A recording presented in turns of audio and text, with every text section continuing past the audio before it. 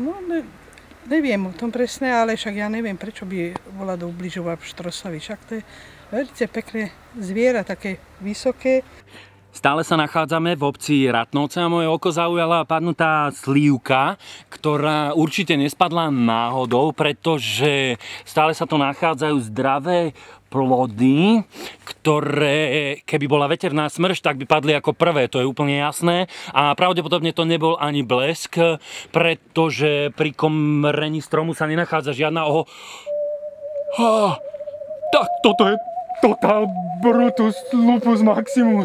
Toto je neuveriteľné. Toto je úplne úžasné.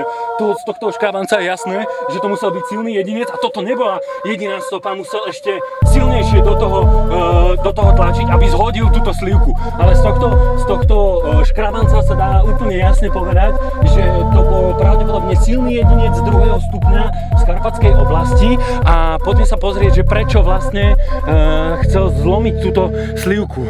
Môže to byť jeden dôvod, môže byť ten, že mal zažívať tie ťažkosti z tohto štrosa, ktorého skonzumoval a toto je neuveriteľné. Tak toto je ozajstná slivka, do ktorej kusol piešťanský vlkodlak.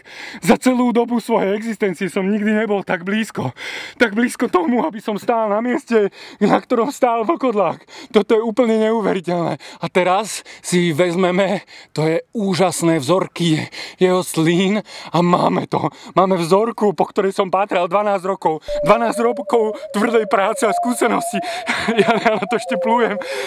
Toto je neuveriteľné. Lupus Brutus Maximus, Viktor Vlkodá Varga, Homo homini lupus.